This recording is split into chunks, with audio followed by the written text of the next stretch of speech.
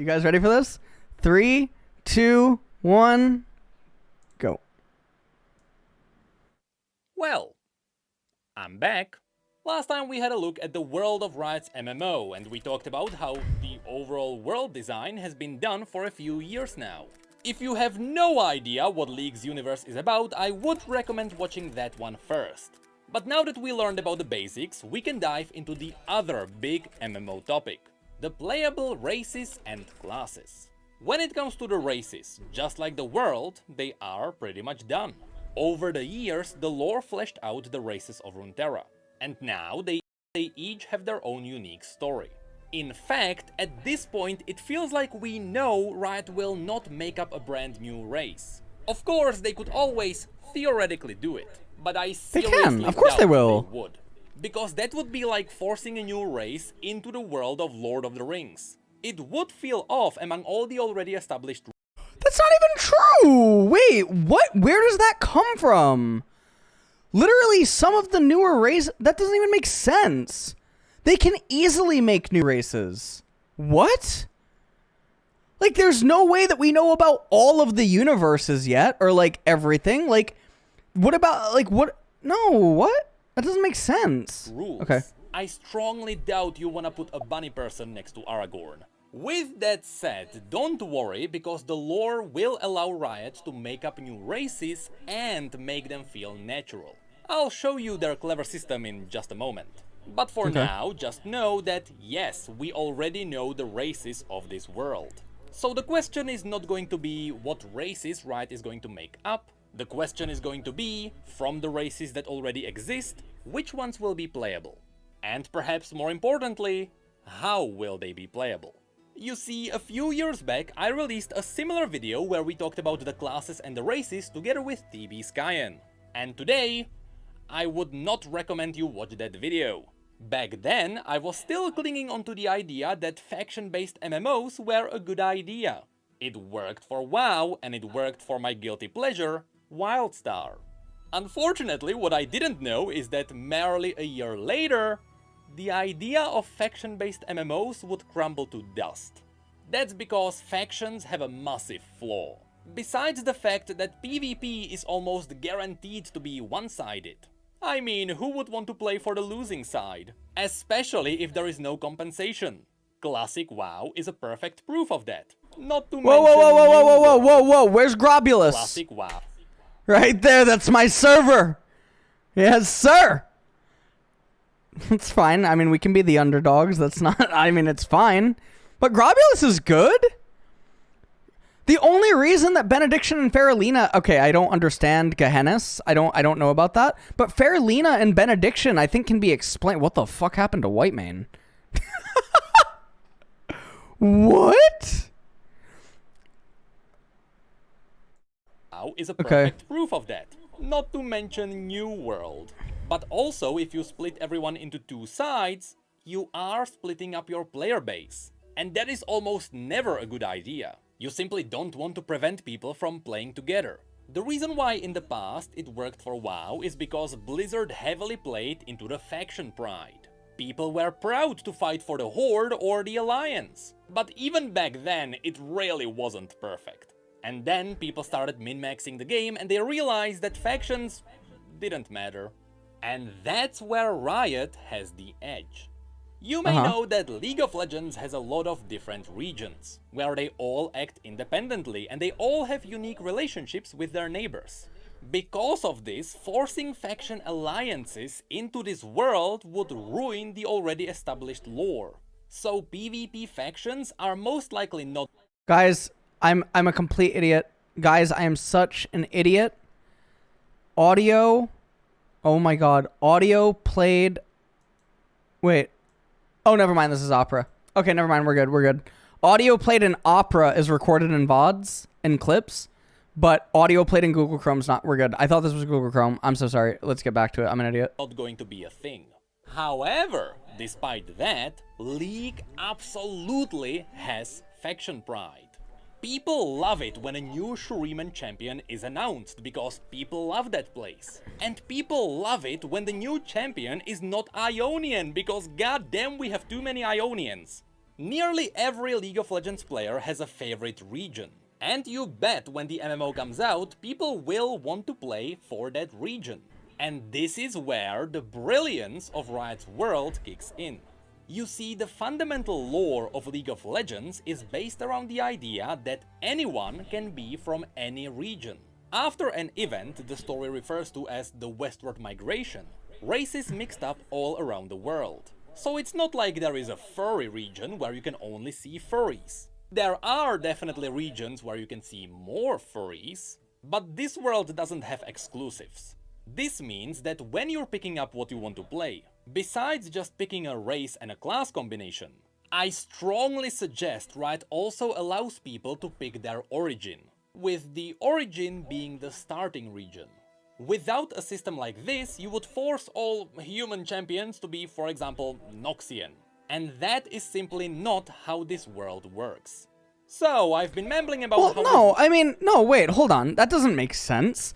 Like, we know that Demacia is anti-magic. So, if you end up picking a magical class out of Demacia as your race, then it should have some access to talents or specializations that a repressed mage would be able to access rather than a free mage.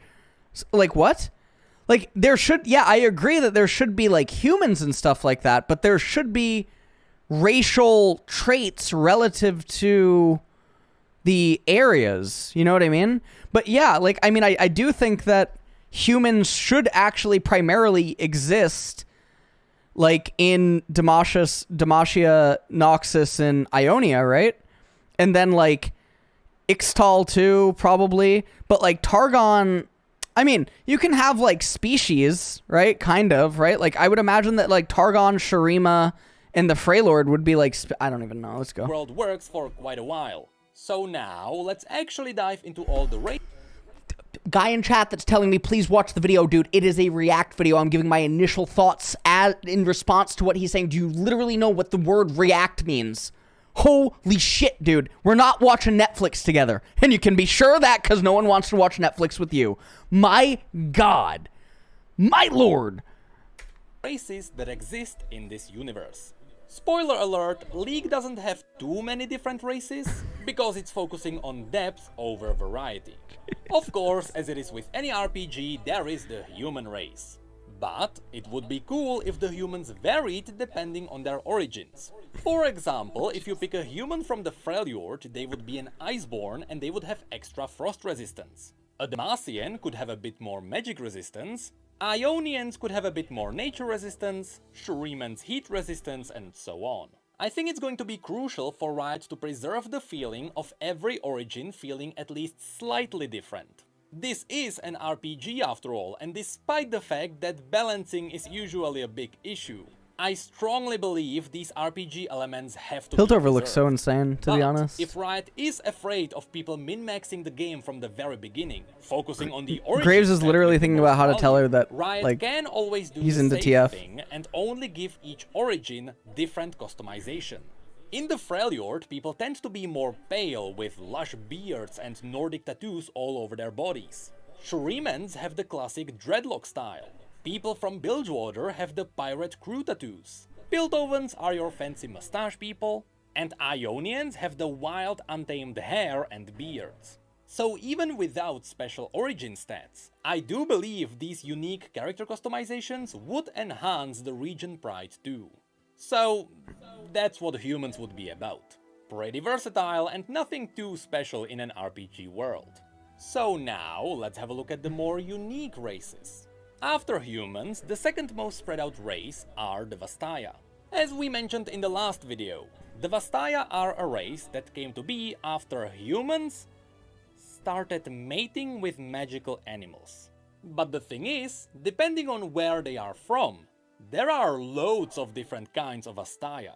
From cat boys to fox girls to lizard girls. In fact, here's a family tree of all the Vastayan tribe. Wow.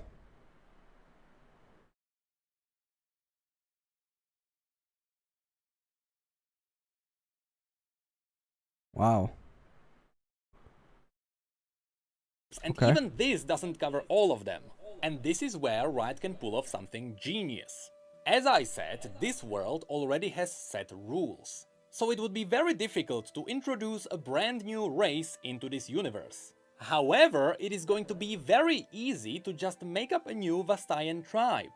So I propose that Riot doesn't make the Vastaya as a playable race overall, but instead it would be cool if Riot let the specific tribes to be playable races. This would leave the door open for them to introduce new playable races later down the line. If they cross off all the Vastaya at once, they kinda shoot themselves in the foot. But I know... Why do they shoot themselves in the foot? There can be random Vastaya tribes that are just unknown, or they're shrouded in mist, like Mists of Pandaria. Why does it mean that it shoots themselves in the foot? They could literally just be exiles. They could not be included in the family tree because they're like the Forsaken. What? Oh, I know. Here I go mumbling about how the world... It doesn't make sense. So let's have a look at some of... But also, are we gonna have the Forsaken? Does the Forsaken even exist in League? There's all spirits, but are there skeletons? There's not like the undead. There's skins of the undead. The specific tribes. Right? When I say that is what he said? Vastaya, most people think of Ari. She comes from the Vasani that look like foxes. Although her tribe is mostly gone, the lore can justify new members to be found, so they can be playable. The Kilash tribe comes from the jungles between Shurima and Ishtal. These lion-like people are known for hunting dangerous beasts, and they take great pride in trophy collecting. It's the average mount collector. The Shimon tribe are monkey-like people from Ionia. While their older members are very wise, their younger members can be very goofy. The Otrani come from Mount Targon, resembling the classic goat people. Their hobbies are taking care of the Stellarcorns. The Lothland tribe are Ionians who resemble bird people. This tribe likes to combine the art of dancing with lethal assassinations. The Uvikat are something close to lizards, though they do have the ability to shapeshift. Out of all of the other tribes, these are the closest to their pure blood ancestors. And we also technically have the Marai, the fish people whom I doubt are going to be playable. Imagine modeling boots for them. Now, these were the more pure blood tribes, but there are many Wait, why can't you model a dude? What? Who don't fit any. They must have males. For example, Set has an Ionian Vastayan mother and a Noxian human father, so he doesn't really have a tribe. Long story short, the Vastaya are an incredibly versatile race and Riot can use them in a million different ways. This is where they can really go wild. Boots. But that's it for the Vastaya. Okay. So now, let's have a look at the third most popular race, the Yordles. These are the classic RPG This is my class. people. In League of Legends, people either adore them or hate them. There is no in-between. Kinda like those guys. But not those guys, everyone hates them. There is no doubt in my mind that Yordles will be playable, even though they have an interesting catch. You see, unlike all the other races on Runeterra, Yordles are immortal. They are essentially modes of magic that come from a hidden magical realm known as Bandle City. And because they are made of magical essence, when they die, we don't really know what happens. But we assume they return to the Bandle City and That's actually amazing. With that said, the lore suggests that maybe Yordles can die, but they just can't die of old age. But let's ignore that, that's a massive rabbit hole. So, you know, when it comes to gameplay, at least corpse running is going to make sense for them. Now, because Yordles are immortal, in most cases they are always happy and cheerful. Even their home realm is very colorful because of that. But then there is also Vex, a Yordle champion who has recently been added into League of Legends, who gives Yordles an interesting perspective. You see, unlike all the other Yordles, Vex hates living. She hates the bright colors and the cheerfulness. You know, it's the average League player. So Vex is constantly in deep depression and agony. All she wishes for is to leave this world, but she can't, because Yordles can't die. Anyway, just like all the other races, Yordles can be found all around Runeterra. There is Poppy in Demacia, Kled in Noxus, Kennen in Ionia, Rumble in Shurima, and so on. But now, so far we have only covered the races which I'm pretty sure will launch with the MMO. The humans, the Vastaya, and the Yordles are the core of this world. So now we are diving into the races that still exist in this universe. But it's going to be up to Riot if they make them playable. First of all, there are the Minotaurs. The Minotaurs are different from the Vastaya because they don't have magical ancestors. They are just a standalone race. Originally, the Minotaurs controlled the mountains south of Noxus, but because Noxus is Noxus, soon they absorbed the Minotaurs into their empire. With that said, some Minotaurs fled the tyranny of Noxus and they joined the other regions. A great example is Kryl, the Minotaur fighting in the elite armies of Demacia. And yes, the Minotaurs also have the stereotypical sexy female version of this universe, so they can easily be turned into a playable race. Next, in Bilgewater, there is an incredible amount of weird fishy people. A lot of these could be really cool playable races when Bilgewater gets its expansion. Although modeling helmets for a hammerhead shark is going to be interesting. We also can't forget about the trolls. Previously I showed you the ice trolls, but there are also the sand trolls. And here's an interesting fact for League veterans. We have never seen a sand troll, but because of Ezreal's adventures, we know they exist. They should be around Icathia, which is where Jax is from, who also has 3 fingers, by the way. So it is extremely likely that the mysterious Jax is a sand troll.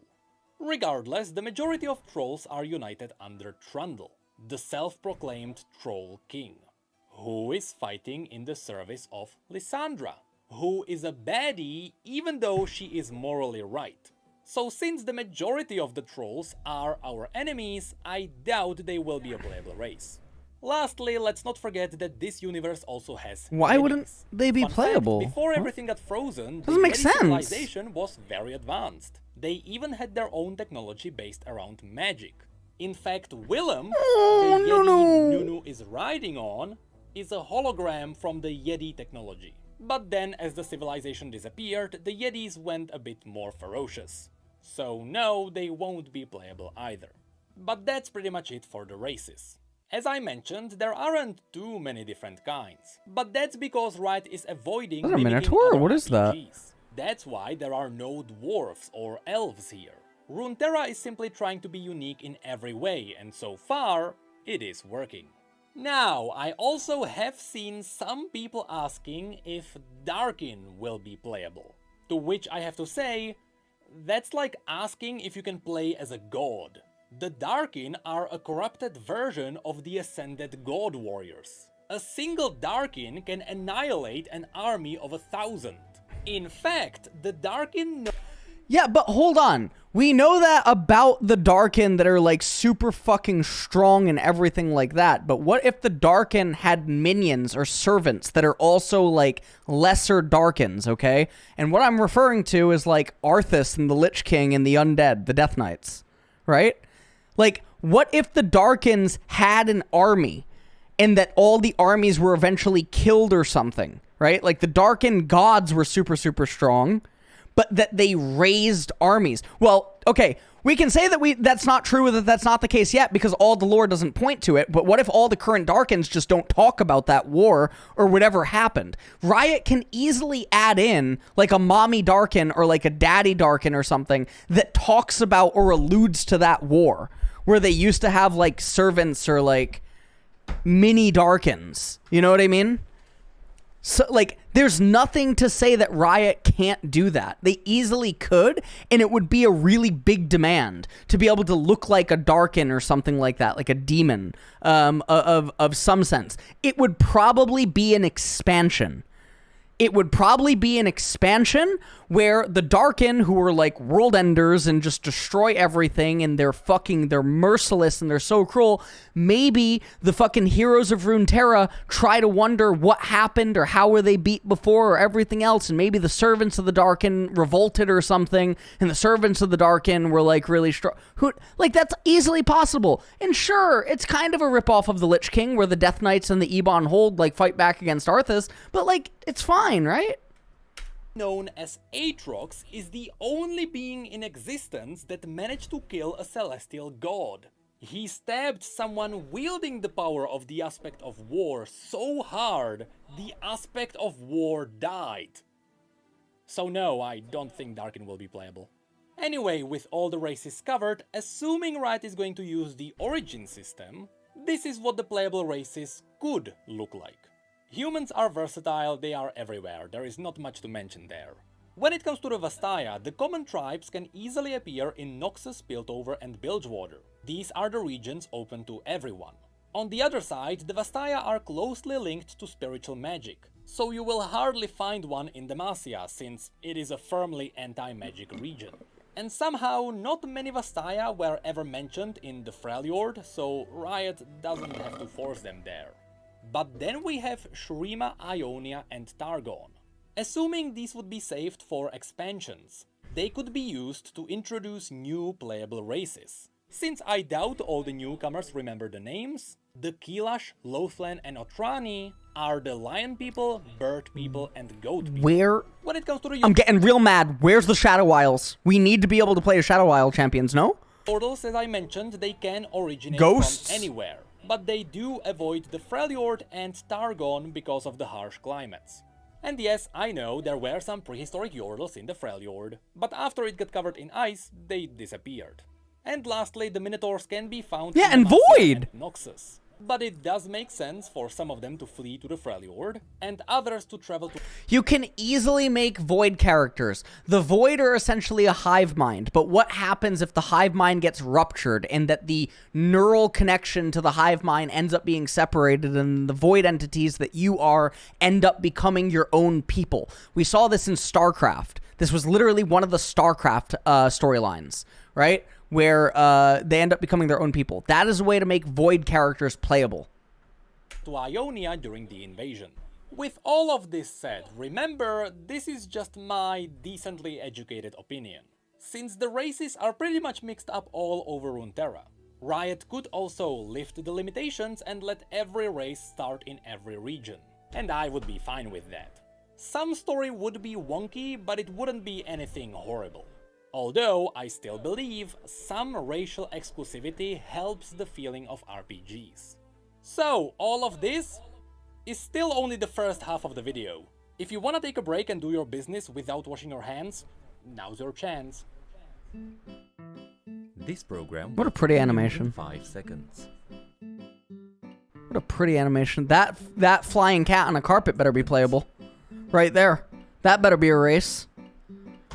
I saw it in a Necrit video, so if it's not a race, I'm gonna be real mad. Okay, so far we only covered the races, which was definitely still the easy part.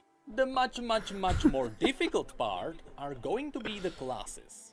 This is where Riot is facing a great challenge. Partially, it's because there are inherently no wrong answers when it comes to designing a class system. You can really make anything work if you put some thought into it. But more than that, Riot is challenged by the setting itself. League of Legends currently has over 160 different champions. They each have unique abilities and together they can define about 40 different classes. I counted them myself. From these, Riot has to pick only a handful to be playable, which means the majority of the classes won't make it in, and people who love those classes will be disappointed. Thankfully, I'm not a... That's just not true because of talents and specializations. You have a base class and then you have variations. What? That's just not true. designer, so instead of trying to figure out how to make this work, I'm going to show you all the cool, unique classes this universe has. And again, because region pride is a big part of this universe, you'll see that some of these are tied to specific regions. But not the warrior. That one is different in every single region. So let's start with that.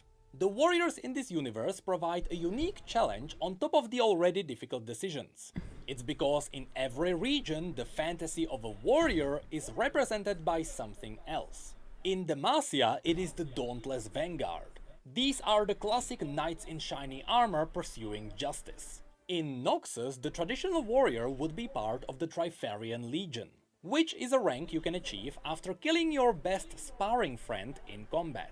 These guys rarely use shields. In Shurima, the classic warrior is the warrior of the Golden Army. These are fighting for the glory of the Shuriman Emperor.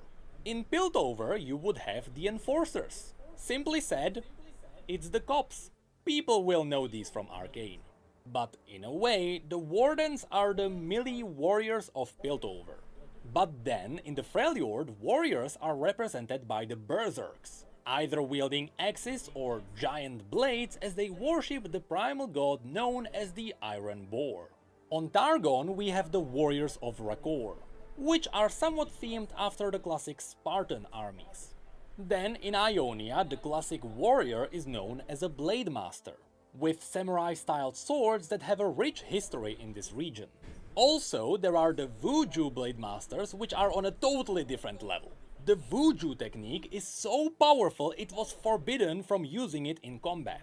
The TLDR version of the story is that when Noxus invaded Ionia, Master Yi obliterated entire Noxian legions on his own, before Noxians realized how overpowered he was and they nuked the town where the Vuju Blade Masters were trained.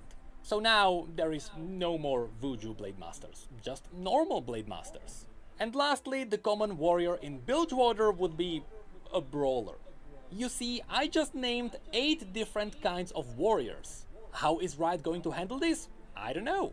They could just make one warrior class and then just have the players play out the fantasy while wearing cool armor sets. Or they could make it so that every origin has a different skin of the class. You know, all the abilities would be the same, they would be doing the same numbers, but when a Noxian swings a weapon, there is a bloody trail, and when an Iceborne Berserk swings a weapon, there is a frosty effect. But again, this is for Riot to figure out. Now I'm just going to show you all the unique and interesting classes from this universe.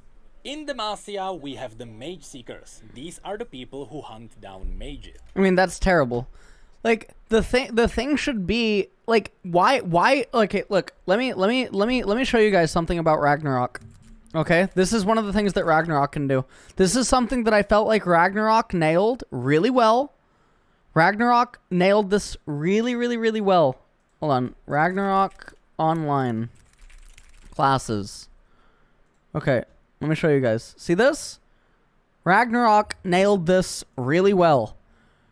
Ragnarok, view image. Okay, you start out as a novice. Okay? You start out as a novice. You hit a certain level, you choose a class. Then you choose a specialization of that class. Acolyte becomes a priest or a monk. A monk then becomes either a champion or a high priest, and then hold on, there's other stuff, right? Where's Shura and stuff? There's even more. There's even more than what this is showing. But basically, Ragnarok hits this really well.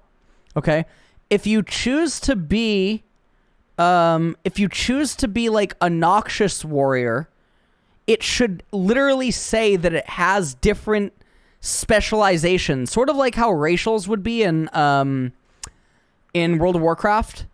Like, Noxus should have different racials. Like, literally, racials should be a thing.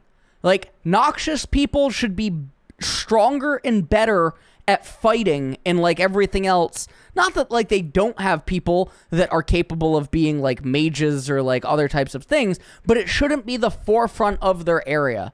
So, like, I mean, I feel like racials racials and, like, extended class systems would probably just be the best way to fix it.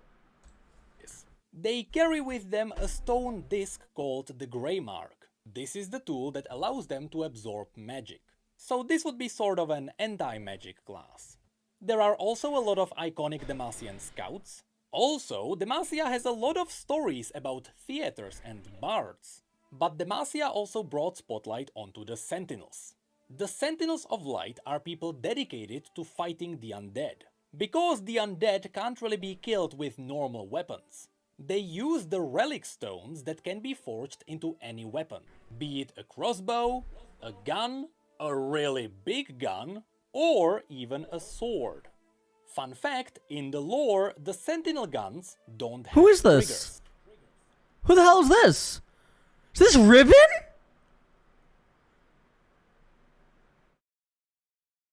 What? That's Riven?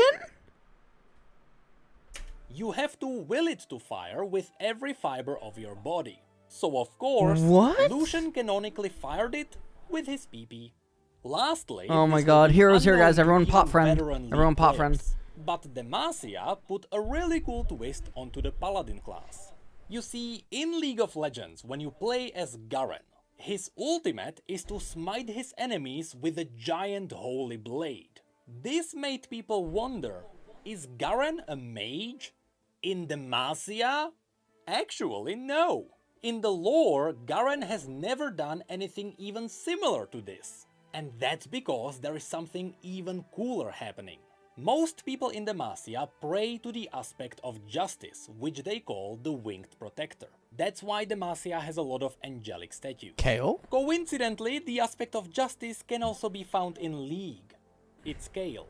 So what's happening is that when Garen is casting his ultimate, it is not him magically creating a holy blade in the sky. It is actually the aspect of justice answering his call. So even though this universe doesn't really have a paladin class, which would be casting holy spells, this would be a really cool alternative. People who worship the aspect of justice and let her answer their calls. Pretty cool, but now let's move on to Nox. Wait, I just realized that. There is no actual, like, god in this game. Which means that that can be introduced at some point as a... Okay. Noxians are one of the only regions who harvest black powder, so they also have their own mercenaries with functional guns. In Noxus you can also find a lot of demonic cultists. Kale and so Morgana's I would mom. expect a warlock or a demon summoner, and they also have a few renowned assassin guilds. And the most unique of them all, Noxus also has a circle of hemomancers, people who follow Vladimir, a lord who used to be a hostage to the Darkin, and who... Oh, guys, Riot. No DMCA, please. This isn't Elite 500, it's Vladimir, different. Who Thank you. eventually learned how to use their blood magic. So these people used the very same blood magic that shaped the Darkin. Then in Shurima, we may find arcane mages. These people follow Zerath, the most powerful mage on Runeterra, whose body has been reduced to nothing but arcane energy. I would honestly love to see this class in-game, because I love the idea of having an Archon form on cooldown. Shurima also has some prophets who can open up tiny portals into the void and summon tiny void creatures. It would be sort of like Warlock in WoW. You know, use the power of the enemy against themselves. Then there are the Sand Shifters, people who can use the sand to create sand mirror images. And we can't forget about the Chronomancers, people who use time magic in a lot of creative, interesting ways. Then in Piltover, riding off of the success of Arcane, people will want to play as a warlock, Gunslingers, yeah. which is a more elite version of the Enforcers. These would be equipped with sniper rifles and stun grenades. On the crafty side, there are also the Hextech Engineers. These are the people who can use science to allow them to wield magic even if they are not mages. And separate from them, there are also the Artificers. To them, anything from a powerful arm to blade legs should be possible. And down in Zone, I would love to see some kind of an alchemist, who's using questionable drugs to help his allies. Next we go into the Freljord. Here we can find the Draklorn Inquisitors. What a badass skin! Wow! Which are Lyssandra's followers with abilities themed around true ice. Essentially, these would be frost battle mages. But perhaps the most iconic for the Freljord would be the Shamans. These worship the animalistic primal gods of the Freljord. Oh, Shamans, yeah, Udyr, yeah. All their abilities mimic the primal gods. Be it Yeah. a bear, a fox, a mammoth, A or druid. a boar. Yeah, druid. Then on Dargon, we would find a lot of people with celestial powers. You know, calling down stars and such. Okay, guys, just for science, where is her head? Just for science, like what? But there are also the Solari. Oh, that's a who use Lunari? the Oh, power okay. of the sun to enhance their attacks. They also wear massive plated armor, so this would be the tank class. Or the Lunari, who use the power of the moon Diana? to stay in the shadows. This would be more of an assassin class. Besides these, there are also a lot of star callers Zoe? around, and even draconic worshippers. Then in Ionia, besides the Vuju Blade Masters, which would be far too overpowered, some people choose to fight without a blade. These would be the monks of Hirana. They channel the power of Ionian dragons to empower their leaders. That guy's way more badass than Don't worry, Lee Sin. they are a bit different from the traditional monks. They are far more badass. This guy's looking like fucking less paladin Bruce slapped Lee Illidan. and more Dragon Ball. Oh, But of Akuma. course, Ionia is Sub-Zero. also home to the Kinku ninjas. Their goal is to maintain balance in Ionia. This means that when a spirit starts killing people, the ninjas go out and deal with the spirit. And when people start terrorizing the spirits, the ninjas go out and deal with the people. Most of these are your classic ninjas empowered with spiritual magic. But some are using the forbidden shadow technique. And while they surely look evil, just like anything in League of Legends, it's not really one-sided. These ninjas are simply using questionable techniques to protect their homeland. And honestly, the Shadow Ninjas are so iconic for Ionia, I really do believe they will be playable. Then we get to Bilgewater. Besides all the things that you could do with pirates and monster... What type of character would I play as? I mean, obviously, like, I'm hoping that we get to Shadow Isles type stuff. Otherwise, like, I mean, yeah, like some sort of like warlock type class, you know, some type of warlock. Hunters. The most iconic class of this place are the priests of Buru. The Buru worship the god of motion called Nagake Boros. Yeah, Yordle While warlock or they something. are priests, they fight with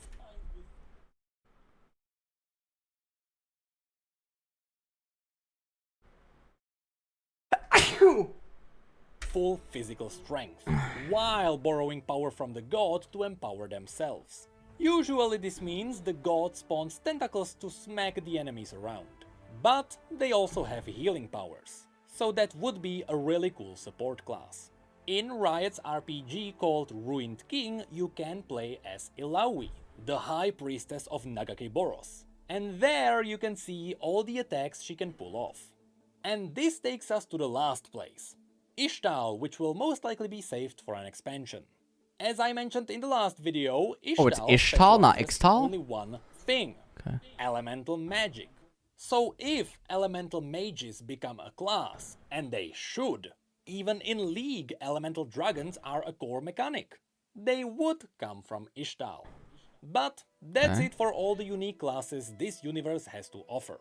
Funnily enough, when I was drafting all these classes, I realized a lot of them fall under specific categories. So going with the skin idea for all the classes wouldn't be too unreasonable.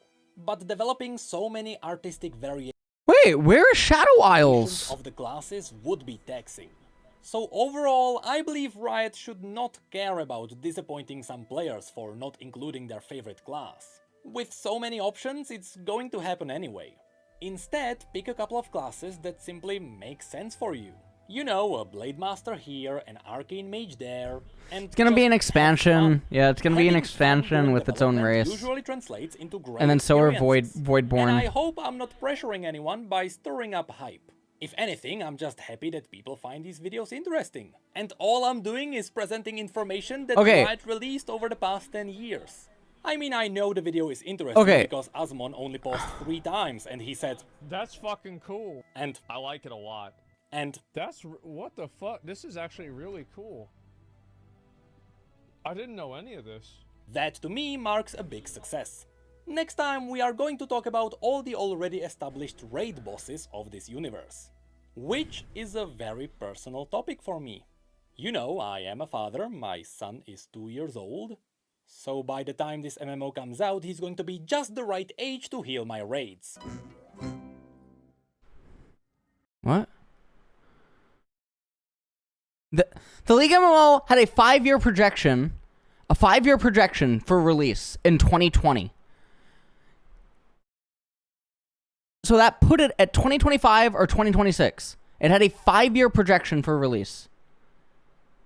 He's saying that it won't be out for 10 years. Oh my god. I hope that he's making a joke, man. I really do. I really do. I really do hope. Oh my god. We hope 3 more years, man. We really do. 2026 to 2025. Yeah, that's what we need. Okay, so this was obviously a really good video. There's a couple of questions that obviously I have immediately off the top of my head. One, where's the Shadow Isles? Because ghosts should be a class. Spirits should be a class. Something like that, right? Spirits or ghosts should be a class of some form, right? It's probably going to be an expansion, and that they will become playable class. That's fine. Okay.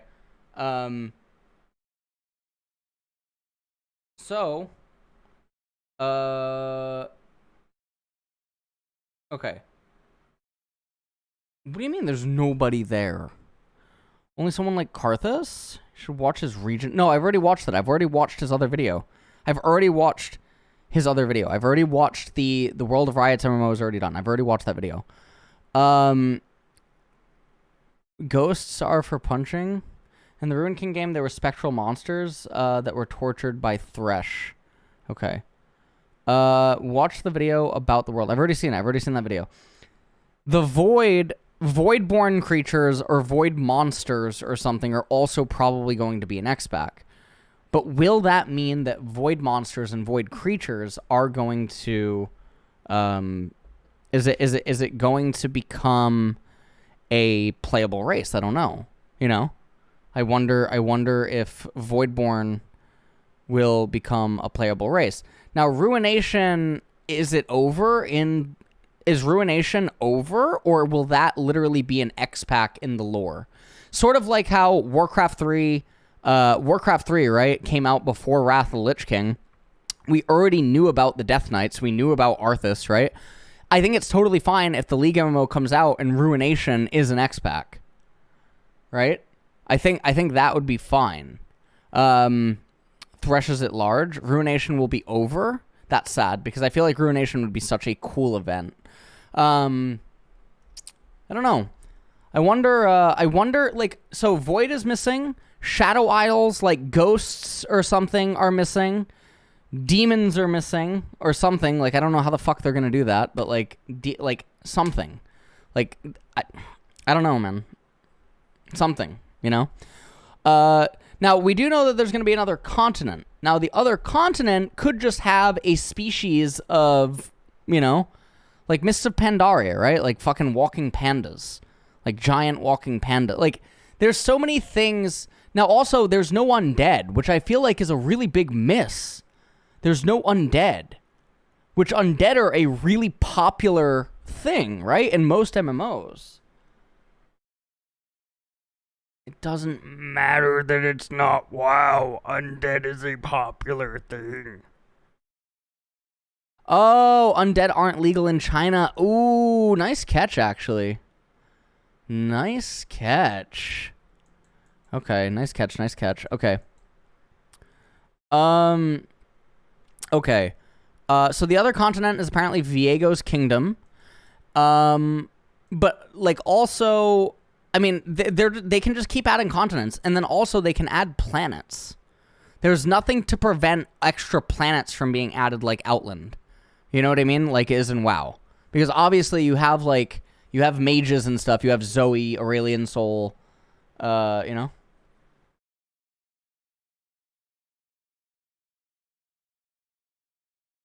You have, like, you could just have... I mean, you can just have planets. Yeah, it's fine. Okay. Would fuck Celestial's lore? Why? Aurelian Soul, but Aurelian Soul is already the universe? Aurelian Soul is the universe? Is that really the lore? He's the Starforger, though. What? Zoe and Aurelian are too strong for MMO. They'll appear at some point, though. They'll appear at some point, you know?